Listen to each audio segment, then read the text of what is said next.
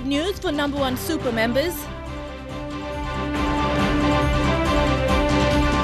National Research Institute to host political parties. And UNDP to hold practice parliament for intending women candidates. This is National EMTV News with Helen Seyer. Good evening and thank you for joining me for Thursday's news. Nambawan Super has announced a profit of 404 million kina for 2016. Members of Nambawan Super will enjoy a 9% interest applied to their balances as early as next week. Board Chairman Anthony Smare said the board was happy to make this announcement of increased profit despite the challenging economic conditions of 2016. Representatives of members of Nambawan Super gathered at the NSL boardroom in Port Moresby for the announcement of its 2016 financial results. NSL Board Chairman Anthony Smare said the anticipation from members was larger because of the tough economic conditions felt over the past 4 years. So it's with great pleasure that I announce our return for 2016. We achieved a profit of 404 million kina. It's a great result because we all know the economy has been struggling, and for us to achieve a result like that is extraordinary. But it shows, even in tough times, there can be good stories.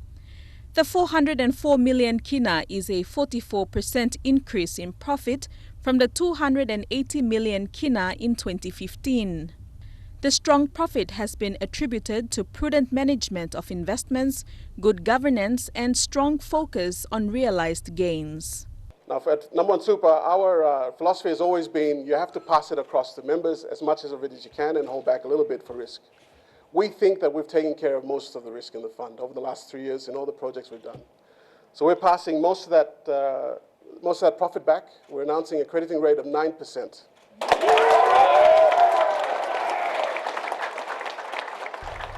Nambawan Super has achieved a total profit of 1.4 billion kina over the last 4 years, growing the fund from 3.7 billion kina in 2012 to 5.8 billion kina in net assets today. The fund has paid an 8.2% average interest return to members against an average 6% inflation over the last 4 years. This has given the members nothing less than confidence in the fund. My appeal to the nurses throughout the country is the best place to save their money is with Nambawan Super. Today's announcement of 9% is the best given Papua New Guinea economy. For teachers, the members throughout the country, we are all happy. I'm happy. 9% interest, it's a bonus for me. The 9% interest is very good for 550 employees, and they will be happy. We just switched over from last year, December. And it's our first return, and it's going to be absolute terrific news to all our members, our staff members.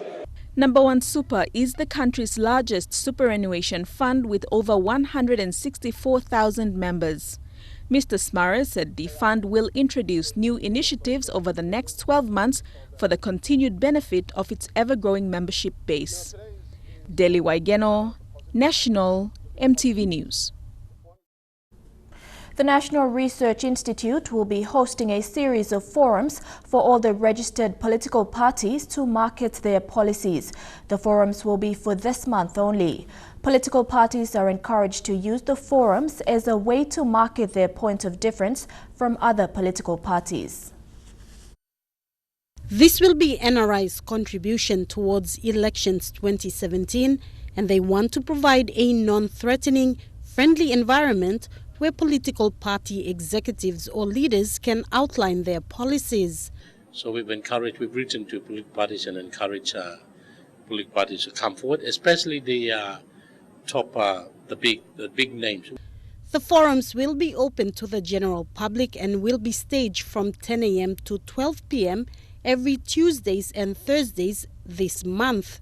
It will be useful for them because when they are in government, those are the policies that will help them, ideas that will help them shape the budgets and the annual budget cycles and help run the country If they're not very clear and not very concrete with the ideas, then it affects them in the running of the country. There will be only 8 forums, with 1 forum dedicated to only one party, and so far only Pangu Party has confirmed their attendance. We do know that there are 44 political parties, so ultimately a government is most likely to be a coalition. If the passes is an indication, there will be trade-offs. So it's good for the other parties to know what the others are thinking, so that when they are forming coalitions, they know where there are similarities, where there are differences. The outline of the forums will be quite simple. It will be a one-way show, which is the political party will sell their party policies, no question and answers, following the discussion at the coffee shop and people. But the media will have time with the party executives to ask 15 minutes sort of a question and answer. For their presentations, parties are encouraged to write a speech as opposed to doing a PowerPoint presentation. Because we want to publish the speeches online as a PDF format, and it's made available for people. And we also encourage them to bring out their political party policies, so we will also upload them on our website. Sarah Aupong, National EMTV News. With the increase in the use of social media in PNG, analysts will be following the impact of it on elections this year. The National Research Institute will be one organization doing this, particularly on the type of information on party politics that will be disseminated using social media platforms. The social media and technology in terms of mobile phones were not really actively involved. Today, the country is covered. So we have mobile phones and we have the social media relaying information every day, 24 hours. The quality of information and the content and what is needed to be really made available is what we are quite interested in, and we want to make sure that we know that we are contesting with ideas and with information that is flowing. We want to play an active role in ensuring that the message that is out there is of quality and it's of sound, and it's the policy. Women's interest in politics has increased. However, participation has remained stagnant over the years. Among the 111 members of parliament in Papua New Guinea, only 3 are women. In promoting women's participation in politics and leadership roles, the United Nations Development Programme will be running a practice parliament session for women next week. On a law and order issue, there is another cult element. Women's participation in politics and leadership roles has remained low, not only in Papua New Guinea, but across the Pacific region and globally. Women are still grossly underrepresented in national parliaments. Papua New Guinea's parliament currently has only 3 women members of parliament among the 111 members. Kopilio Ima, Director of Social Sector from the Department of Community Development and Religion, highlighted that this was due to a number of reasons, ranging from domestic responsibilities, cultural attitudes on gender roles, lack of family support, confidence, and finances.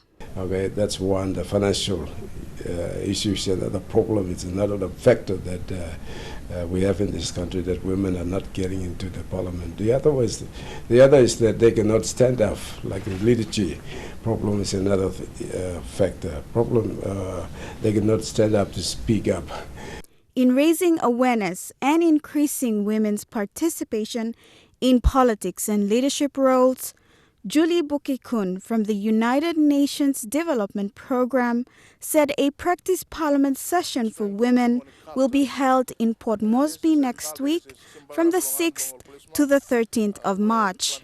This session will provide a practical forum to expose participants to the realities of policy making and being a parliamentarian. In the course of the training, we teach them a little bit about campaign strategies, engaging with the media, also apart from the topics on policy and the debates that they could have if they came into parliament.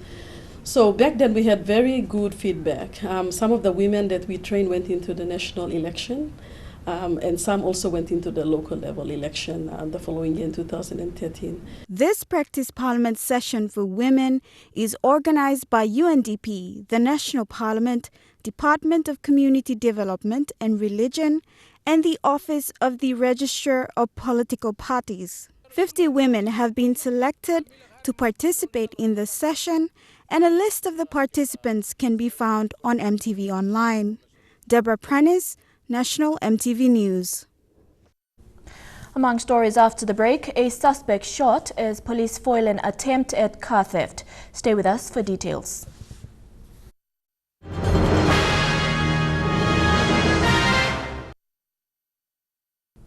Welcome back.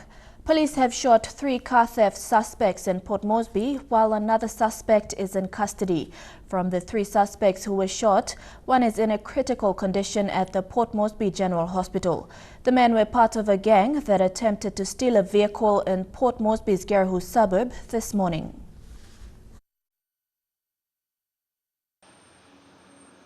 The incident occurred at the road leading out of Garahu Stage 1. The victim, who wished to remain anonymous, was on her way to meet a friend when a group of men approached a vehicle with homemade guns and threatened to carjack the vehicle. Head of NCD and Central Divisional Commands, Sylvester Kalaut, who was in the area when the carjacking occurred, shot the left back tire of the victim's car. That then prevented the suspects from stealing the vehicle. One of the suspects, who was shot in the ribs during the shootout, was rushed to Port Moresby General Hospital for treatment. The other is in police custody. Thakla Gunga, National MTV News. The Waigani Committal Court has transferred the case involving Chuave MP Wera Mori to Kundiawa District Court. The transfer was granted by Magistrate Mekeo Gauli this morning on the grounds that the allegations occurred in Simbu Province. Mr. Mori was charged with 8 criminal charges relating to official corruption and misappropriation in February this year. He is out on a 1,000 kina police bail, and his case will be mentioned in Kundiawa next month. A senior police constable in Lae is concerned about the limited police manpower in Lae City. Acting Police Station Commander of Omili Police Station, Sam Siari, says they don't have enough policemen and women to deal with Lae's current law and order problems. Senior Constable Siari says more police presence is needed to maintain law and order where most crimes are committed by settlers. Omeli is a suburban in Lae City. It has a residential population of about 6,000. Like any other place where there are many people living in it, it needs a police station to maintain law and order. Omeli has a police station, and it is manned by 9 officers who provide surveillance within the suburb, including its nearby communities. We cover Budibam villages, come up to Talia compound, Awagasi, the Kamkumu residential areas. Then we go to Mata block, Pita block, 15 block, all the way up to the village, Kamkumu village. Then after Speedway, only the Independence Drive, as far as Uniblock, Limki and Uniblock at the back of University of Technology. Then we go over to West Tarakat, they call it Taliskona, and all the way down, back again, and come to the Kamkumu market and all this. For the 9 officers at Omeli, it is already a vast area for them to cover. The Omeli police were also tasked to extend their surveillance to the Nawai and Bundikem areas after the burning down of their police station in 2012. Omeli's acting police station commander, Senior Constable Siari, says it is a big area that will need more support in terms of manpower and a good police post to operate in. He says this will allow the work of police to be carried out effectively in those suburbs. We need a lot of police presence. There's still more to be done. We need more police presence. We need more intakes to be coming into Leh. So that, like myself, my station here, we have got 8 policemen looking after these areas that I've said. So you're looking at 200,000 with 8 policemen looking after them. You see, so we need manpower so that we cannot fix everything at one go, but at least we'll try and give our best. Senior Constable CRE believes that most of the petty crimes are committed by unemployed settlers who are residing on customary land purchased cheaply from traditional landowners. Despite the limited manpower and resources, Omili's acting station commander says they always ensure that their foot patrol is carried out randomly in these areas. Matthew Wambun, a law and order chairman in the area, also raised similar concerns over the state of the police station in the area. He is calling on the government to renovate the building and bring more police officers into the area. People need more police station to extend. And people like him service, or people need government to help him. Mata Luis, National MTV News, Leh. Acting Land Secretary Tiri Wanga says 99-year land leases previously owned by an organization or person will revert to the state through the Public Curator's Office if the land doesn't have a next of kin. It comes when land previously under 99-year leases are being claimed by organizations or individuals in Port Moresby and other centers through alleged corrupt deals, rendering women and children homeless. Lands Minister Benny Allen says any interests in those land must go through the land boards. Bethany Harriman with this report. Acting Land Secretary Tiri Wanga says 99-year land leases revert to the state through the Public Curator's Office if there is no next of kin. Wanga says if the land is acquired without the Public Curator's involvement, then the deal is questionable. If it has been a state land, then it automatically comes back to the state, so the state will play its role to come up with a new covenantal conditions for 99 years. Lands Minister Benny Allen says people interested in land that was under a 99-year lease should go through the lands board to get the land. 99-year lease, then after 99-year lease, it expires, and it has to be renewed through the normal process, and that is through the land board. Opposition leader Don Pollier says 99-year-old land leases are not safeguarded by the system and landowners often lose their land to individuals or organizations. But even to do a decision after the 99 years, the people, Papua New Guinean citizens, mothers and children, the disabled, disadvantaged, the sick, they're already living on that land. And you cannot just get those people out of the land, because any development that we bring into the country must be for these people. The acting land secretary and the lands minister went on FM 100 Talkback show yesterday to talk to listeners about SABLs and answered a few questions. There are irregularities in the lands department causing land grabbing. People and organizations are using loopholes in the system to claim land. While some are going through the land board, others are in the courts for alleged corruption. Bethany Harriman, National MTV News. The PNG Communication Workers Union is against the merging of 3 communication companies following a decision by the National Executive Council. Union President Nug Mimtirin says there is no legislative framework for the merging and employees of Telecom are at risk of losing their jobs. He made this statement today following a decision by Telecom employees to continue their stop work at the head office in Port Moresby. On the 20th of February 2017, employees of Telecom and the PNG Communication Workers Union petitioned the government following an NEC decision to restructure state-owned communication companies. That petition lapsed yesterday. However, the Prime Minister's response was not accepted by telecom employees and the union. Yeah, we do understand government policy, but we are reminding the Prime Minister what it is a political decision on government policy, it always ends up an industrial reissue. Right now, they are talking about the merging. There is no guarantee for 600 employees of telecom who are now working in this company. Today, telecom employees at the company's head office continued the stop work. Staff say the stop work is expected to continue tomorrow through to next week.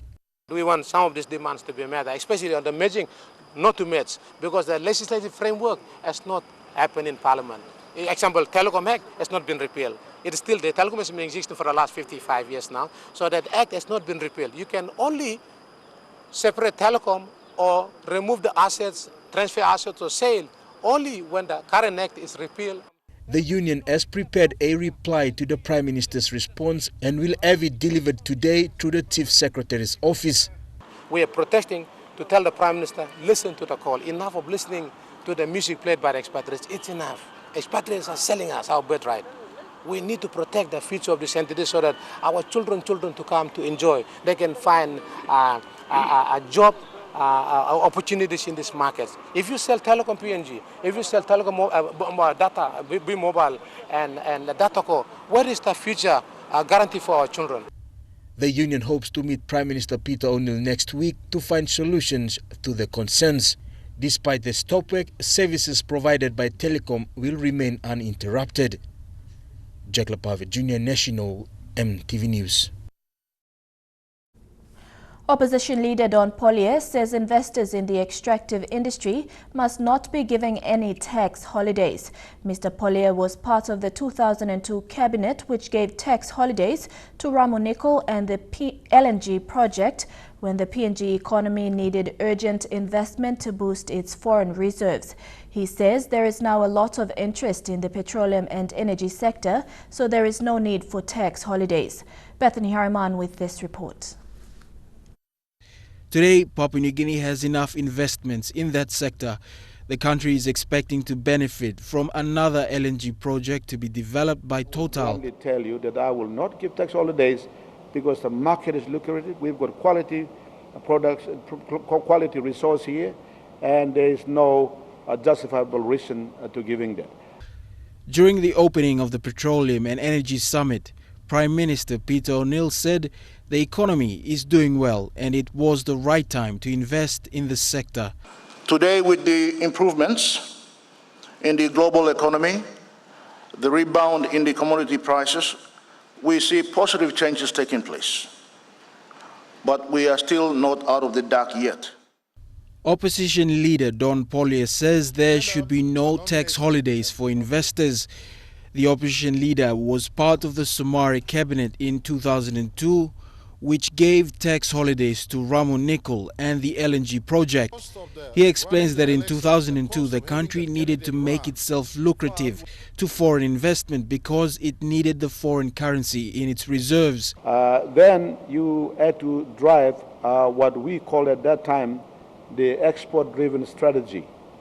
The export-driven strategy was a strategy to export Papua New Guinea produce, raw material, or manufactured products whatsoever.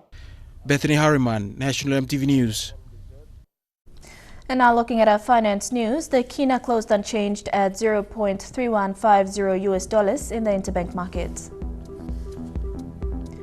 At Bank South Pacific, your kina was buying $0.3075, $0.3978 Australian dollars, €0.2893 euro and 34.71 Japanese yen. Looking at commodity prices at New York close, coffee closed higher while gold, cocoa and copra closed the day lower. Crude oil closed lower while palm oil and copper closed the day higher. And on the stock market, the Dow Jones closed at 303.31 points higher. The ASX is trading at 71.79 points higher, and the All Ordinaries closed at 69.81 points higher. More local and international news after the break. Don't go away.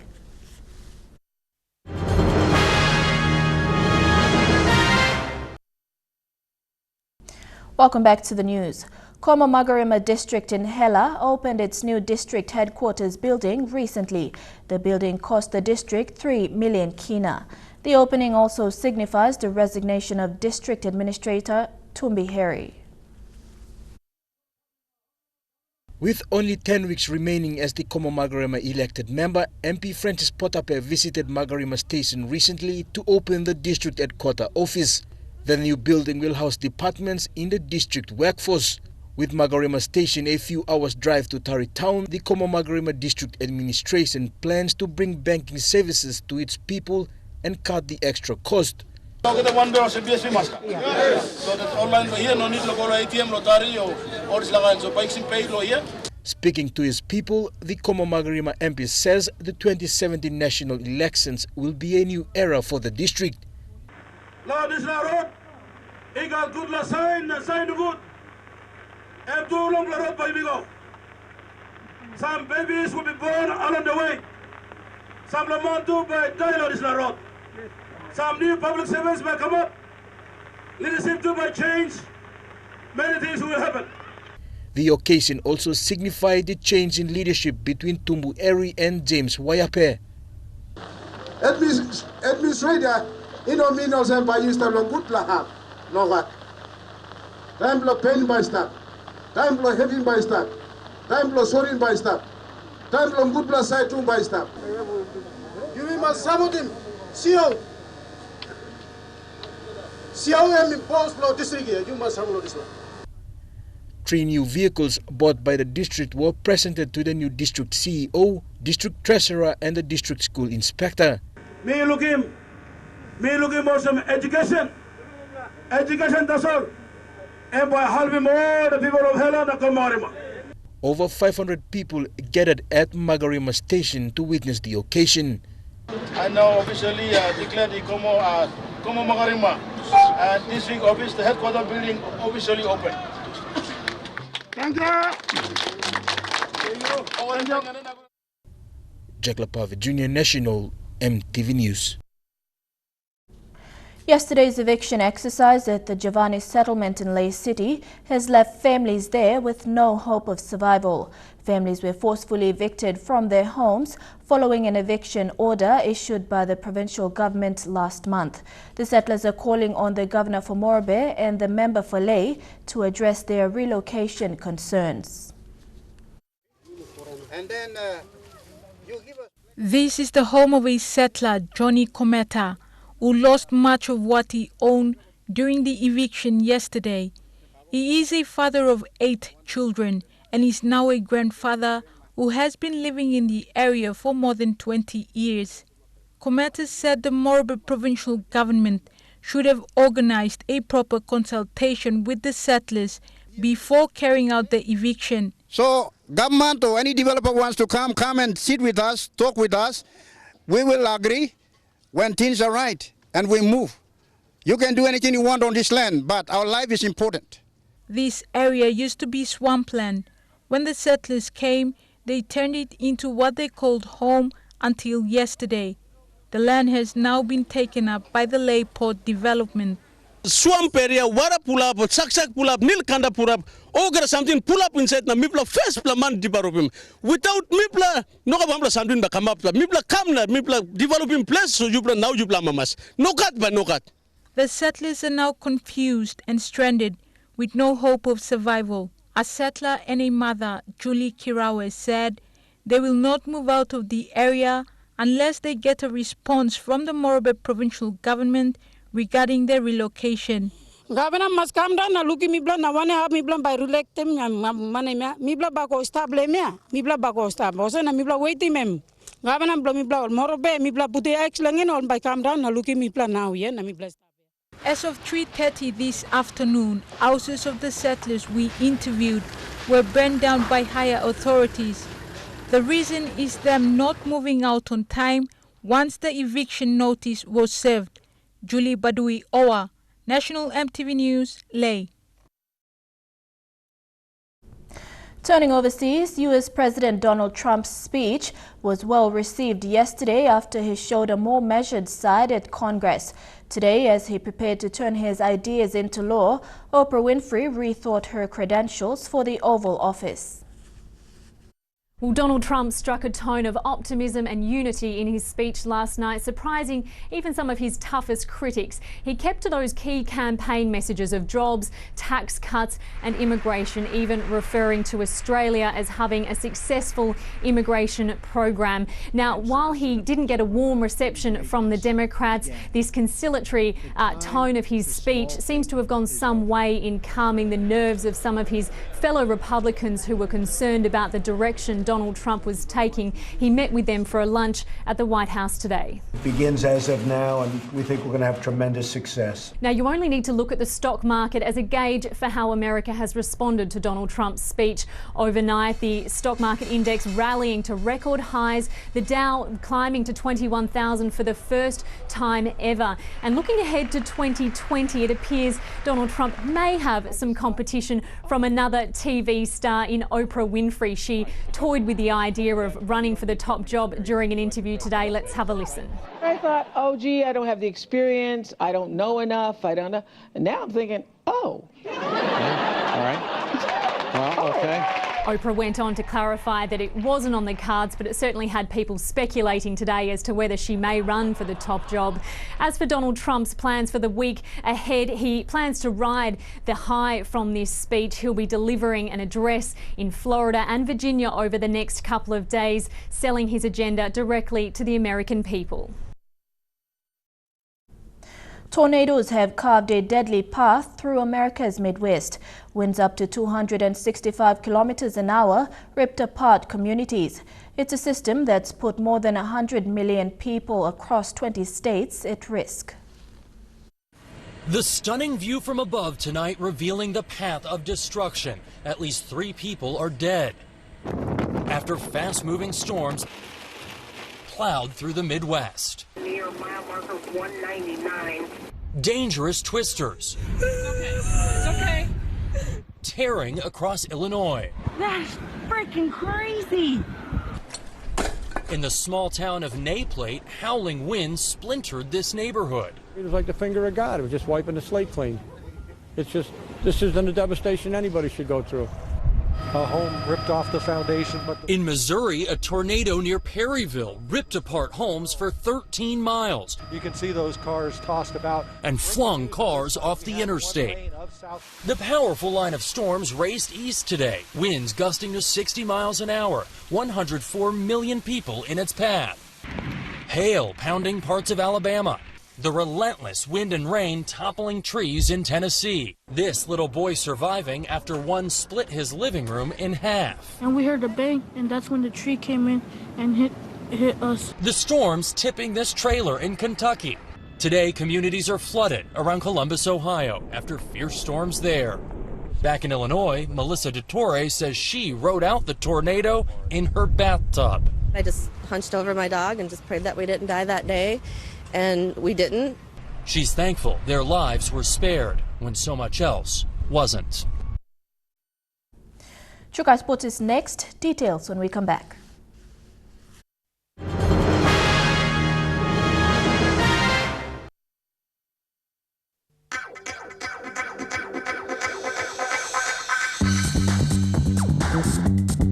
Chukai Sports.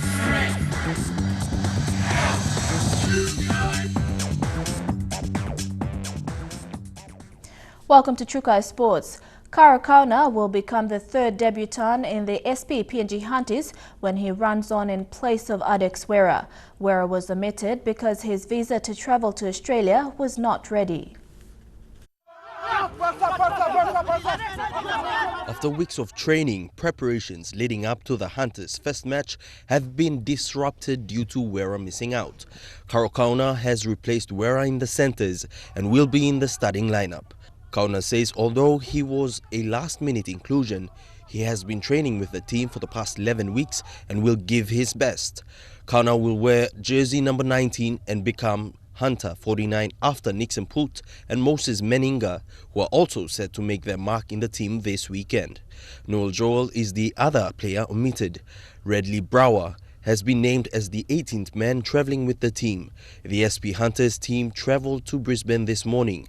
This afternoon, they travelled to Rockhampton for Saturday's 6 p.m. clash against the Central Queensland Capras. The team returns to Port Moresby on Sunday. Elijah Levet, National EMTV Sports. Lae-based athletes are continuing their preparations for the 2017 season despite the disappointment of the PNG Games having been deferred a second time. Coach Alan Akia is encouraging athletes to maintain a strong training commitment and take part in weekend competitions. A number of new talents have been identified by athletics PNG coaches. Leonie Bale in the women's sprints and Philip Joe and 16-year-old Ezekiel Nawas in the men's sprints. Nawas, along with West New Britain's Lawrence Lamont, are under consideration for possible national selection in the under-18 division, depending on their performance over the next couple of months. Athletics PNG is currently reconsidering the matter of how its national teams will be selected this year, especially for the Oceania Championships. The Intercity Cup team, Mendy Moruks, are now secured financially for the 2017 season. This was made possible by the generosity of the Petroleum Resources Kutubu and Mineral Resources Development Company with a $500,000 kina sponsorship.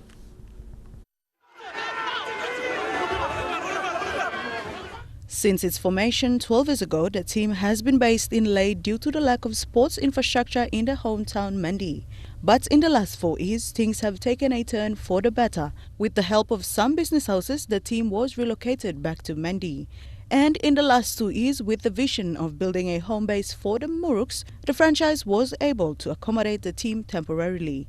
Now with the financial support from PRK and MRDC, they will be able to build sound infrastructure and equip the Moruks well. To bring them on board, I want to thank on behalf of the board for PRK Mendy Moruks, thank PRK and MRDC to really help us. Over these four years, we had a vision, and the vision was to come and resettle for the first 2 years, which we did. We settled back in Mendy, and for the next 2 years, I had a vision to really build infrastructure, which we did. We built accommodation building for the people, for the team, and we had a gym, and we did have a gym. So these are two things over these 4 years, pretty short, but we achieved that. Unfortunately, we didn't even win a cup, which we did before. But I know that we'll do that because this is a very important foundation which we have set over the last 4 years. Petroleum Resources Kutubu has been a major contributor to sports in the country, and to maintain this goodwill, they will be extending the financial support to the Gulf ECPs. Both the Gulf and Southern Islands provinces share a common interest with PNG's oil pipeline crossing over from Southern Islands into Gulf Province. PRK Director and next in line to Mendy Moruks' current chairman Mark Sakai said the main vision now is to give as much support to the Mendy Moruks as possible, and in the near future do the same for the ECPs. But basically, I would love to see a sustainable club. We as a business, we can't continue to sponsor clubs. Now we have the Minister of Sports, and the provincial government should have policies aligned to promoting sports. Like rugby league is one of the biggest sports in the province. There's a lot of unemployed youths around the streets, and they need to put a plan in place and collaborate with the sponsorship like from PRK, and do something tangible for the people, especially the youth. Dini Rose Raiko, National EMTV Sports. The International Day of Sport for Development and Peace, recognized on the 6th April, will be a day of fun activities for participating tertiary institutions in PNG. The event, to be hosted by the High Performance Sport Papua New Guinea, will embrace the power of sport to bring about change in the society today. The event will be held at the Bisini Sports Precinct, which will see institutions in Lae and Port Moresby gather for a round of AFL 9s and mixed netball. Event coordinator Cornelius Papao said the objective of the event is to celebrate the power of sport to drive social change, community development, and to foster peace and understanding. Chukai Sports continues after these short messages. Stay with us.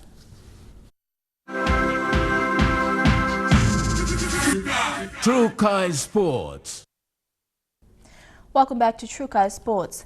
Madang FC will take on AS Magenta of New Caledonia, a team currently dubbed as a threat in the Champions League competition, tomorrow evening. The Magentas are already confident and eyeing a full 9 points victory. On the other hand, the Madang side is looking at making this their second win in the competition. As first-timers in this stage of competition, winning their last game against Lupe Ole Soanga was a confidence boost, and they hope to make tomorrow's match count. Only 22 days remain until the PNG men's national football team takes on Tahiti in their Stage 3 World Cup qualifiers. Flemming Seritslev, the Danish coach, has been working on a positive approach leading up to this crucial encounter, with international players forming the base of his squad. On Sunday, the 5th of March, the PNG men's national team will assemble in their final preparation before that crucial qualifier. And what an important game it will be, amidst initial public uncertainty over the makeup of the squad. And while this is a new-look lineup to 9 months ago, head coach Flemming Seritslev has constantly been adamant that the national team will be ready for Tahiti. Where I would say that even if they equalized to 2-2, we at the end of the game for the last 10 minutes had actually 2 or 3 very big chances to have finalized the game for favor. But we know that Tahiti is a skillful team, and they are really playing like a team.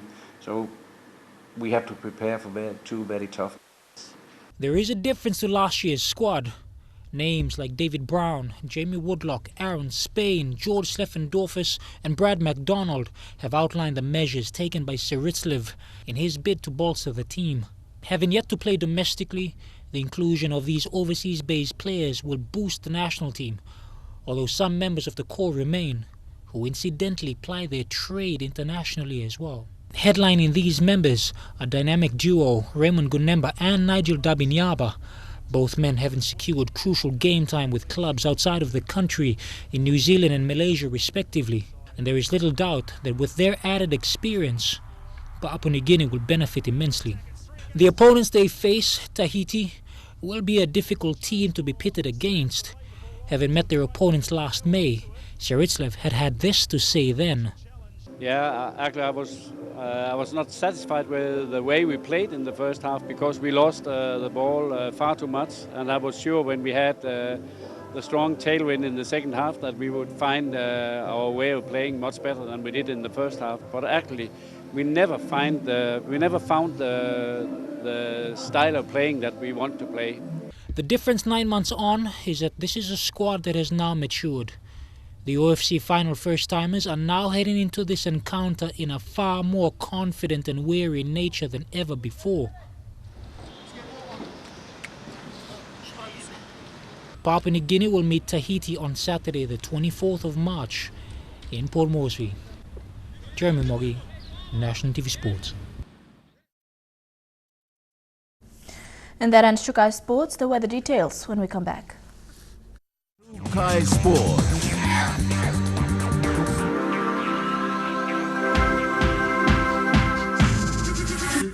True Kai Sports. The weather details are proudly brought to you by Dulux Weather Shield. Worth doing with Dulux.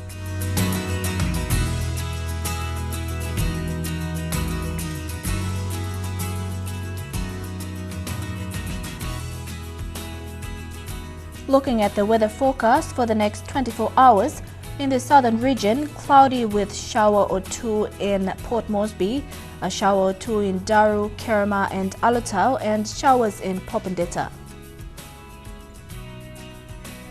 In the Momase region, some showers in Lae and a shower or 2 in Madang, Wewak and Vanimo. In the New Guinea Islands region, mostly fine in Lorengau and Kavieng, chances of evening shower or 2 in Kokopo and Rabaul, and a shower or 2 in Himbe and Buka. And in the Highlands region, rain showers, then morning fog developing in all centres.